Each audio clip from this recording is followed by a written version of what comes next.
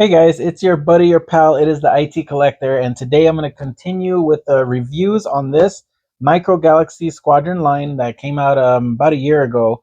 And today specifically, we're going to be talking about the Vulture droid, which is a pretty cool, I guess, bad guy vehicle ship from the prequels. And but the main thing about this video is I'm going to compare it to the Action Fleet series that came out in the early 2000s. And we're going to do a nice compare between the two. We're going to check out the scale between the two, the details, and any other differences that we find between them. And if you're curious about the Action Fleet line, you can still find it on third party sites like eBay, for example. They might be a little bit cheaper now since this line is coming out with a ton of ships and vehicles. I actually got a ton of these maybe about within 5 years ago. Some of them brand new and some of them opened like this, which come with a display stand. As you can see, that's one feature that's different with the Action Fleet.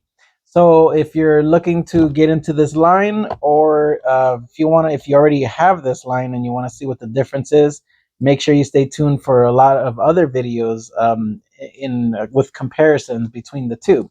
So without further ado, let's get started and open this guy up. Okay, so now we're going to talk about this guy here. This is the Micro Galaxy Squadron one. We're going to compare it to the Action Fleet. Right away you can tell that that one is a lot bigger and a little bit of different colors on it. But let's focus on the Micro Galaxy Squadron for now.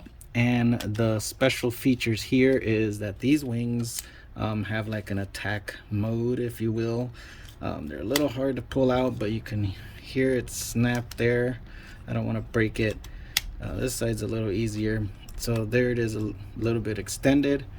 And that is it opened up there. Now, the major difference between these two is that Action Fleet one has the one set of wings that can open up, which I'll show you in a second.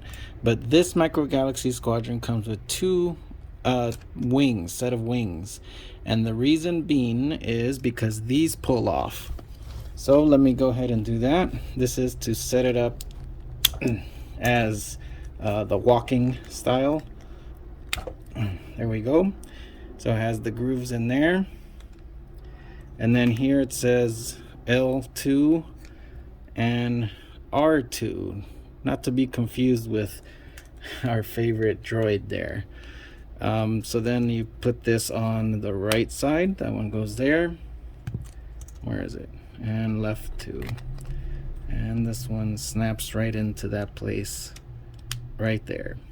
So now you have it in this stance. Lastly, we're going to pull out the head, and you can see it has that little swivel there at the bottom, and there you go. And in here you have a spot for the droid to be attached in there. Honestly, it's kind of weak because it's not like an actual cockpit or anything, but it is what it is. You're going to put it there, and I'll show you the droid in a second. So this head has a lot of swivel, which is pretty cool. It can go back, forward, down. Look how far down it goes. Not bad at all.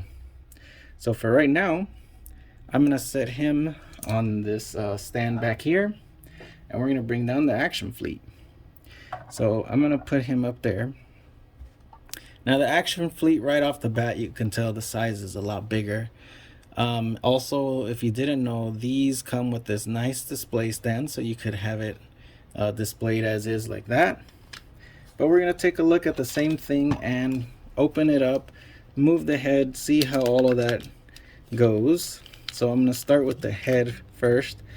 Right away, it's not as long of a neck, let's say, and there is not a cockpit for a figure to go in here.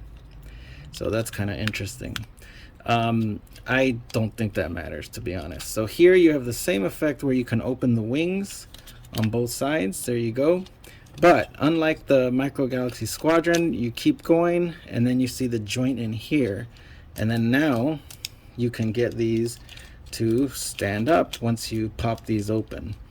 And you know what? Maybe you can put the head back. Let me see. There's got to be some trick to this. So I'm gonna try to slide it back. That goes there. I guess that's it. I'm not sure if I'm doing anything wrong here, but yeah, it looks like that might be as far as the head goes down like that, which now I don't like the way that looks. I'm gonna have to research that later. I just don't want to break anything. That's why I'm not forcing anything. But now you have it in the crawling mode that you see there. And what's cool about it is we're gonna put it here, and you're gonna see the side-by-side comparison of the two. You could see that the paint job is different. This has darker colors, this has the lighter colors on the wings as well. And we're gonna do a quick back view here. Nothing really special regarding either one, but you can see that it has a lot of articulation on the head here. And as I mentioned, I couldn't figure out how to get this head to swivel more. I'm gonna have to mess around with it or YouTube it and see what I'm missing here. But either way, not bad. I actually kind of like the Action Fleet one. How it compares to others in the line, let me show you. So here is the TIE Interceptor from the Micro Galaxy Squadron line, and you can see the size of these are pretty similar in size. If this was in attack position, there you go. If it was flying, which I can do in a second. But I'm leaving it like that so you can see the size comparison. But then look at the size between these two. They are completely out of scale. Once we collapse it down and make it a fighter, you can see that these are huge. So let me show you the Naboo fighter. This is from Action Fleet. So these should be just from the same line, so they should be to scale, but no. I remember these Vulture droids being a lot smaller than the Naboo fighter. I could be wrong, but if I am, make sure you mention it in the comments. But either way, you can see the major difference between these two lines is the size, the scale. That's the main thing. If you're interested in getting this line, it's all about the scale. What makes it cool is how it's not just a one size fits all type of scale.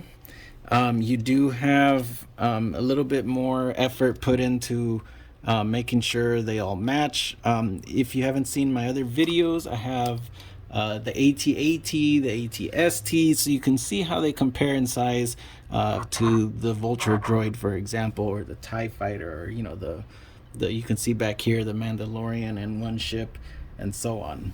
So lastly, I wanted to show you guys the figure it comes with, and there is the Mr. Battle Droid. So tiny, about 1 inch. And regarding the box, there's this blueprint that's, I don't know if anybody collects it, but it's a collectible. You cut it out and you have all of the ships and vehicles, and then it just shows the other in the line that they have here. So pretty cool. A little bit of artwork on there. And yeah, that's the main gist of the Vulture droid. So there you have it. There is a nice video showing you the comparison between the two. I hope it was informative for you, whether you're gonna start the old line or you're gonna start the new line here. But either way, it's make sure you check out the channel because I got a lot more comparisons between the two with different ships and vehicles, but also just reviews on singles that don't have its counterpart in Action Fleet series. So yeah, so then you can make your decision off of that. But obviously, I collect more than just Star Wars or Action Fleet. So make sure you subscribe if you collect other things, for example, like Predator, Terminator, Marvel Legends, DC, all that good stuff. So as always, stay collecting, my friends.